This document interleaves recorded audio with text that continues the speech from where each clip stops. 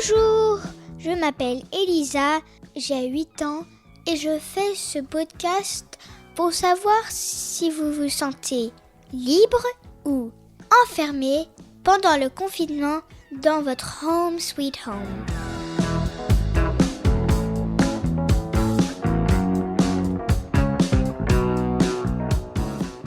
Pour ce 22e épisode, je pense aussi aux journalistes. Comme ma mère, ils font des podcasts et maintenant, ils font comme moi des podcasts sur ce Covid et bien sûr sur les gens. Donc, à mon avis, c'est très intéressant pour entendre des histoires de la vie en ce moment.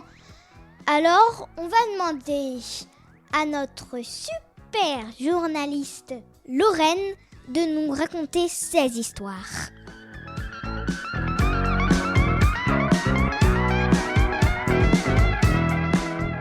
Salut Elisa, je suis journaliste mais pas seulement, je suis aussi autrice indépendante, donc c'est-à-dire indépendante dans le sens où je travaille vraiment pour différents médias, magazines, éditeurs, différentes sociétés de production de films, de podcasts. Moi, personnellement, je ne me suis jamais sentie aussi libre, en tout cas professionnellement. Pourquoi ? Parce que je cours beaucoup moins après le temps, tout a été ralenti évidemment. Il y a certains mots que j'entends d'habitude toute la journée et que je n'entends plus du tout qui ont disparu, comme par exemple deadline, urgent, urgentissime, rush. Tout ça, ça a disparu de la circulation. Et du coup, je prends le temps, comme toi je crois, de faire et de lire ce qui m'intéresse, d'écrire ce qui m'intéresse et de parler beaucoup plus que d'habitude avec les personnes qui m'entourent. Et figure-toi que c'est en fait à partir de ces conversations-là que je nourris mon blog. Alors par exemple, il y a quelques jours, j'ai pris des nouvelles d'un ami que j'avais rencontré. J'ai vécu à Rome pendant une année et c'était il y a 15 ans, pendant mes études. Et en fait, j'ai rencontré là-bas une personne qui est restée un ami, mais que je ne vois plus très souvent, qui s'appelle Maurizio Rozzi et qui est prêtre italien dans un village à côté de Bologne. Et donc j'ai pris de ses nouvelles parce qu'en plus je me rappelais que sa famille vivait à Bergame, qui est l'épicentre du coronavirus en Italie. Et il m'a raconté des choses tellement passionnantes que je lui ai demandé si je pouvais les noter et les partager sur mon blog. Donc ça donne lieu à un article au sujet des rituels, des traditions, des pratiques religieuses, par quoi elles sont remplacées en temps de confinement. Donc il essaye de faire tout son possible pour être présent auprès de sa communauté, mais il dit que c'est très difficile et surtout il est très affecté par le fait de ne pas pouvoir accompagner les défunts, donc les personnes dans leur passage à la mort, de ne pas pouvoir leur tenir la main, et ça c'est quelque chose qui le rend très triste.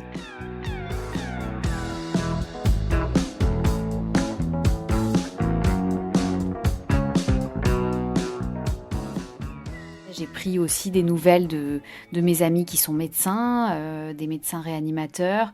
J'ai un ami médecin qui m'a dit quelque chose que j'ai trouvé très étonnant, que j'ai donc relayé sur le blog à travers une longue interview de lui, où il me raconte vraiment, il me fait un minute après minute d'une nuit de garde face au Covid. Donc c'est très intense et très émouvant.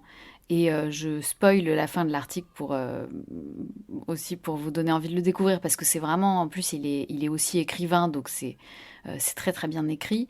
Et à la fin de cet article, il m'explique que finalement, malgré ce rythme intense, c'était une nuit qui n'était pas particulièrement difficile pour lui par rapport à d'autres nuits, et qu'en réalité, pour les médecins, ce qui est difficile, c'est toute l'année. Et là, cette fois-ci, pour cette nuit de garde, il a été... déjà, c'est facilité par le fait qu'on ne traite principalement qu'une seule pathologie. Donc c'est plus facile que d'habitude. Et évidemment, les lits de réanimation sont pleins. Et ça, c'est un vrai problème. Mais il y a quand même un respect du confinement, un respect des règles données par les médecins, des conseils donnés par les médecins de ne pas appeler tout de suite le SAMU aux premiers symptômes. Tout ça est très bien respecté par les patients et du coup ce n'est pas aussi compliqué que d'habitude. Et du coup il insiste sur le fait que finalement il faut aussi penser aux médecins tout le reste de l'année et au système de santé qui est en train de s'écrouler. Il rappelle que ça fait maintenant plusieurs mois, plusieurs années que les infirmiers, les médecins tirent la sonnette d'alarme en disant qu'ils ont besoin de soutien, besoin de financement, besoin d'aide pour réhabiliter le système de santé français. Et donc il rappelle que c'est très gentil de les applaudir tous les soirs à 20h, mais qu'ils devraient être applaudis et encouragés et surtout soutenus sur le plan financier toute l'année.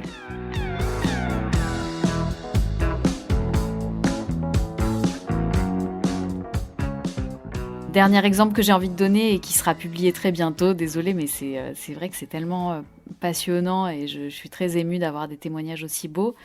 J'ai un de mes meilleurs amis qui est spécialiste de Marcel Proust et qui va répondre à mes questions sur Adrien Proust, dont j'ai découvert récemment en lisant un livre de Gabriel Garcia Marquez qui en parle, qu'il était épidémiologiste et qu'il avait eu un rôle très important à l'OMS et dans des conférences internationales pour réfléchir à comment établir un cordon sanitaire et donc un confinement sans mettre en péril le commerce international.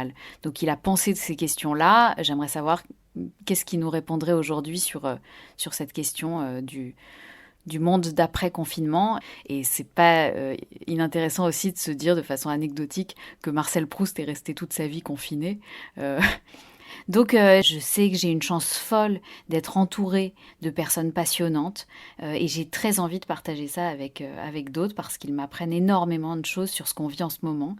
Et j'ai envie de citer une phrase de Proust que j'adore et qui illustre bien ta démarche, parce que je trouve que c'est aussi ce que tu fais vraiment merveilleusement bien, de donner la parole aux personnes qui t'entourent et qui sont éclairantes.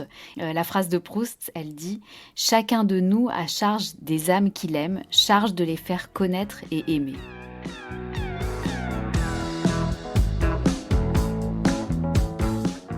T'es pas copine de mon oncle, toi, vu que tu parles de Proust, bien sûr. En tout cas, c'est une super info.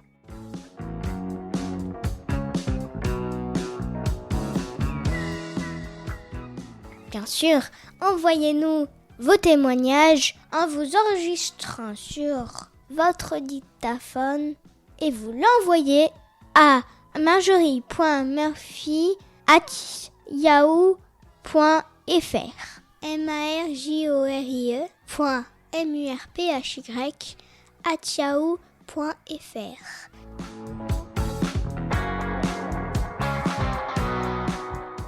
N'oubliez pas, mettez-nous des petites étoiles et des commentaires sur toutes les plateformes de podcast. Merci.